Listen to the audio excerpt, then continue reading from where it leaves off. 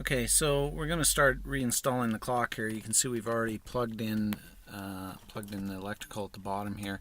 This is a little bit difficult to get in. It does fit in. It's quite snug once it does fit into its right position, and it can be a little bit difficult to get it in, especially if with this electrical cable in here.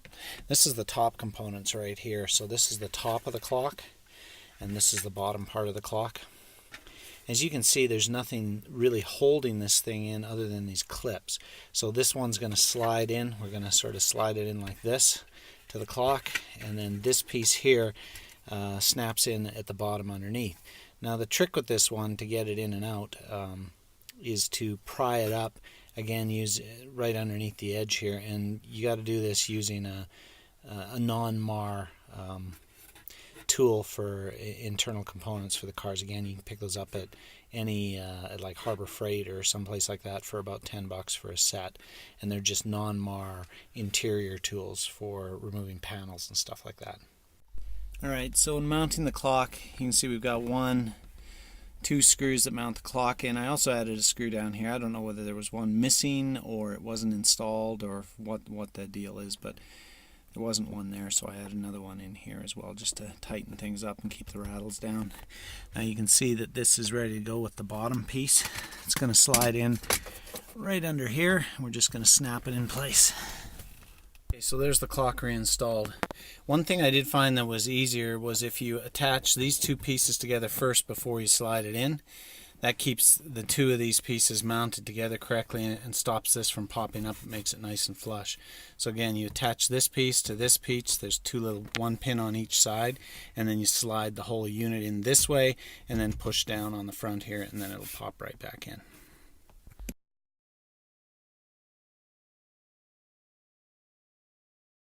Okay, so here's the back of the instrument cluster, and we have 1, 2, 3, 4 connections that are made up of 1, 2, 3, 4 connections. So we'll go into the back of the instrument cluster, and then that'll be held on with 2 bolts and 2 screws, right? So there will be one here, one here, one down here, and one over here as well. 2 screws, 2 bolts, and that'll hold the cluster in place. Okay, one last thing I got to do before I put in the upper instrument cluster is to make sure that the ignition is plugged in the back here. Okay, so we're having a bit of trouble getting the instrument cluster to go back in, and I removed this bottom black plate that was actually on the bottom here just to get a little bit better access. So when the instruments cluster is sitting in the right place, you will actually see those pegs. You see this black peg right up here that will actually go into place, and there's another one over on the other side over there as well, and these are the bolts that actually go into that to hold it in place. So if it is seated correctly, not only will those line up, but these additional points right here will also line up for the other screws. So that's how you get that thing in.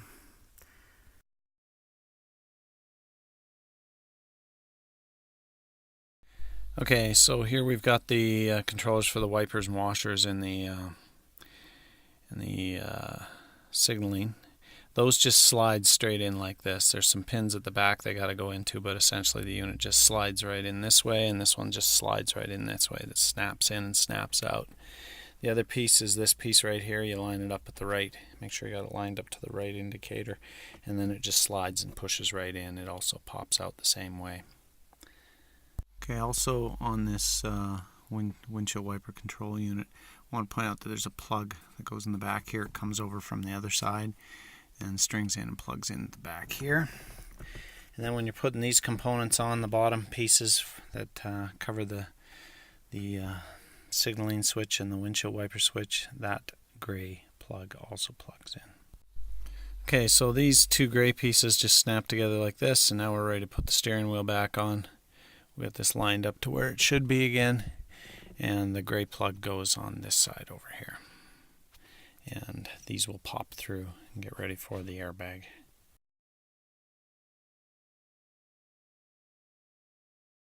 Okay, so there's the blower back in, and you can see that there's a bunch of screws that attach underneath if you're taking it apart. These clips hold it in place as well if you're trying to clean it out. It's going to be a bit of a difficult thing to get it in and out.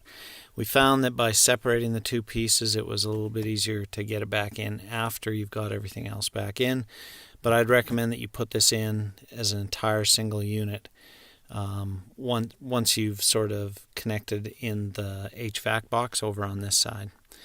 It just makes it a whole lot easier if you can do it in, just because of all the different things that you have to work around to get it in. There's a clip up here, there's a post back behind here, there's it has to connect up to the top in here, and then these screws have to be in place. So there's one screw here, and there's one screw way at the back up in the top there, and there's a third one down here that we haven't yet put in. The motor itself just pops in and out with 3 screws, and this plate goes also underneath those screws, and it's plugged in with this electrical component right here. The actuator servo is plugged in at the side right in here, and it's just a clip that pulls it out as well. And then once this is all done, then you can put back in this ECU.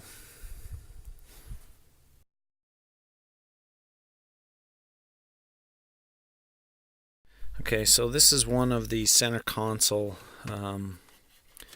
air ducts, and it sort of just goes in like this, and you can see that there's a bit of a screw hole on that side, and that fits into that screw hole right down there. And it's just a sort of a clip configuration, so these things just sort of slide in and pop in, and you just got to make sure that everything is lined up correctly, and then it just sort of pops right back in like so. Voila. That's all. So it just took a little push and it's already in, and then this sets up for the other components that have to come in, and then we'll put a screw right in there.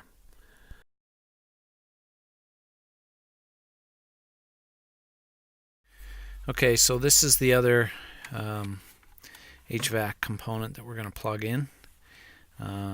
And it's just going to, again, slide right in there. It's just a series of clips that are going to go in. And the one thing we do have to do is we have to plug in that one little component that you see dangling right down here. So we're going to plug this right into this piece right here.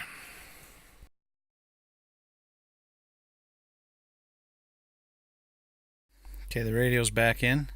As you can see, I dismantled the clock again, or the housing around the clock, so I could get the actual radio back in and reinstall the bolt at the top that holds it in place.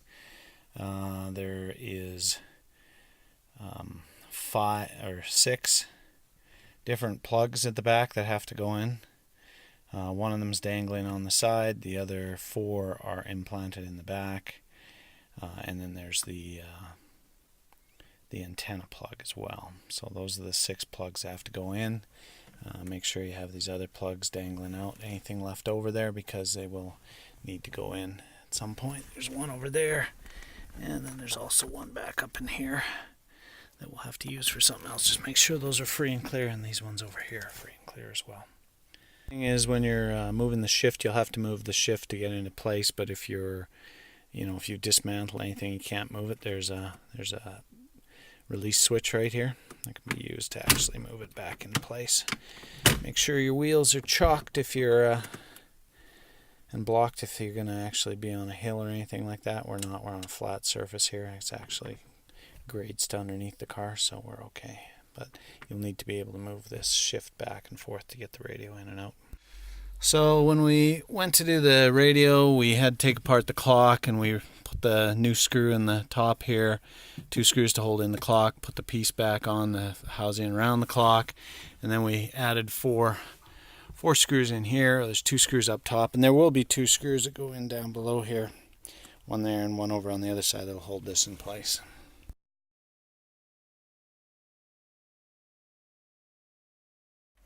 Okay, so we have connected up the coolant lines that go into the inside of the car into the heater core. So there's one there. It's got a clip that you have to put on, and it just slides back on. These are pretty difficult to get back on. You might consider putting a little oil on it to make it go a little bit easier. And the other one is over on this side down there. So in order to get to those heater lines down behind here, we actually had to take this throttle body on the air intake off. So we've replaced the throttle body on the air intake. There's a gasket that goes in between these two, and we've clamped that down, and we're ready to continue to hook up the rest of the pieces. We added back some intake components. We added this piece on with a clamp that tightens up here with this flathead screwdriver. We had this 10mm bolt back in to hold it in place, and we also tightened up this thing and attached it back in. So that completes our air handling.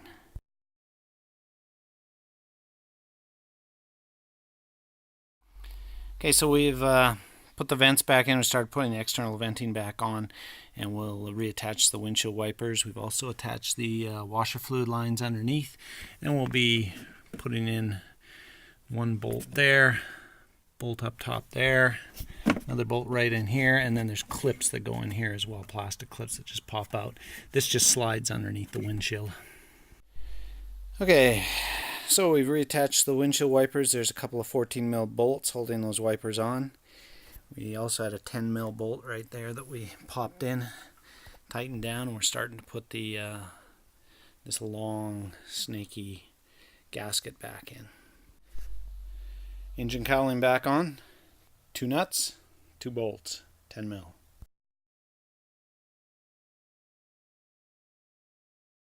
Okay, these 2 riser pieces right here, they're held in by 2 clips, sort of roughly in this position here, and you just pound them in.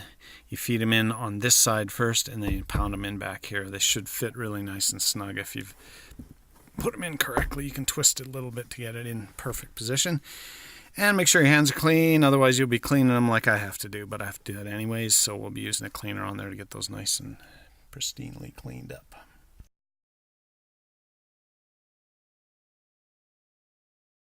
So, since I did a bunch of work on the HVAC, and I'm pretty certain I might have screwed up some of the actuators or how they actually go back together again, I'm going to stop at this point. I'm just waiting for a new bolt for our steering wheel, and then I'm going to reinstall the airbag, which basically just slides in, clips in. It's color coded, and then there's 2 screws that go on the side. One goes in here and one goes in here, and these are security torques, so you will need a security torque set like this item, and you can see they basically just have a little pin in the bottom there that allows you to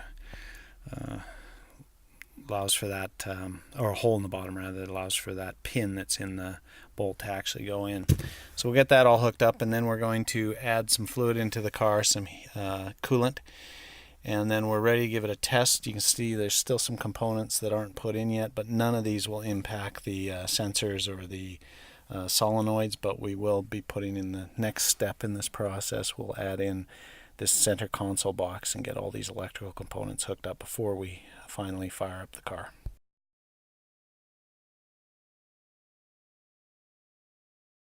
Okay, there's 2 additional components we need to plug in. One is this little clip that goes into the back of this sensor, and the other one is this one of these brown clips that goes into the back of the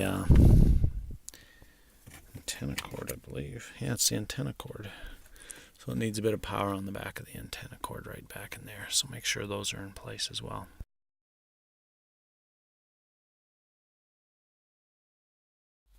Okay, we are down under the driver's side, underneath the steering wheel and the steering column.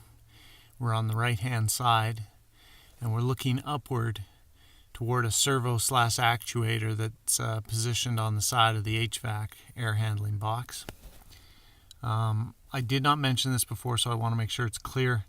When you put this HVAC box in and you slide it back in, that thing should be plugged in, that servo actuator should be plugged in, because if you try to do it after the fact, it's going to be really, really difficult.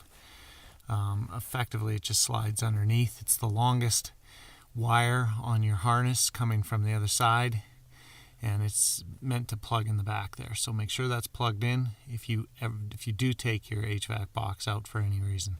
It's a lower vent cover. It just snaps in. There's the one for the other side, and you can see it's just sort of a plug snap-in configuration.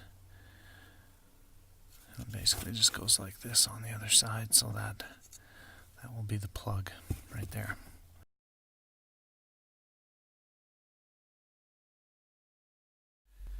This is the under console for the center console, and we mount it with 2 screws here, 1 screw here, 1 screw here, and then back over here there's a screw down here and a screw down on this side as well. They have little plastic caps on them, and you need to move the seat to actually get to them. We don't have power to these seats right now, so we are not going to move those seats just yet. And then there's also a few wires hanging around that you got to make sure you have for the various bits and pieces that are going to be part of this. And this plugs in right down in here with this heavy duty plug. Okay, so this is the bottom of the center glove box console component. You can see right here is a port for cigarette lighter plugs, and then the 2 heating plugs for the seat heaters. So here's the seat heater component right here, and then there's this weird wire back here for the actual electrical plug that's inside of the glove box. These are mounted in with a couple of screws here, and then there's just a couple of clips up at the front here that plug in. So you plug in the clips, and then from the underside, from the top side, you mount down a couple of screws into here, and then there's a plate that covers it on the inside here. Okay, so here's the center console, and you can see those 2 screws right down here, 1 down here, and 1 down over here, and then this plastic plate just slides in there and snaps down.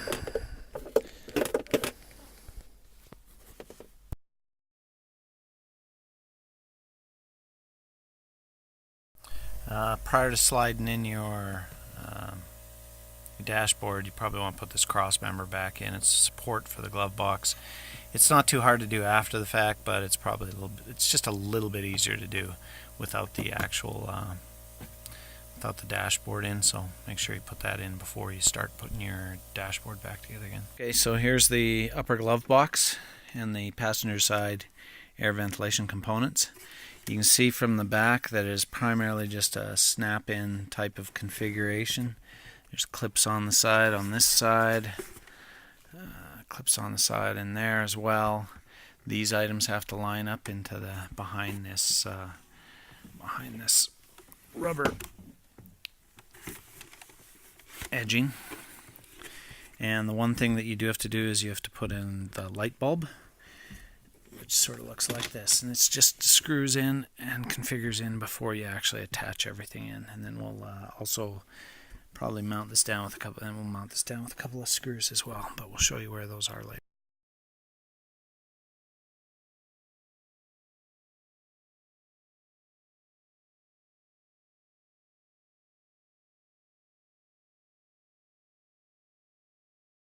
Okay, so here we are with this panel again. We've connected up our hood latch release.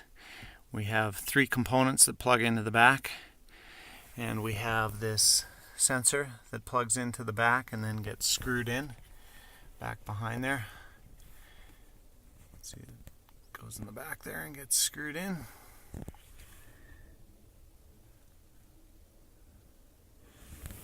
However, before you can get this all back together again, you got to put in this piece. This interior side panel component just snaps in. There's nothing holding it in. Right back here is a funky little piece that you have to sort of pull out the base for the center console and slide it in underneath and then push it upward to get it to go in, while maintaining the top pieces in their place. And then this just snaps in on the side there. It just pushes in with some snap connectors. And that's it. Once that's in, then you can start to finish off connecting this piece in. And this piece is connected with a screw underneath down here, and the rest of it just sort of snaps into place with clips. Okay, you can also see there's 2 additional screws to hold this side panel in. There's one up here, and then there's one way down at the back, way in the back. As you can see, sort of in the back over there. That one's got to be in as well. That holds this in place, and then you can pop up this bottom component.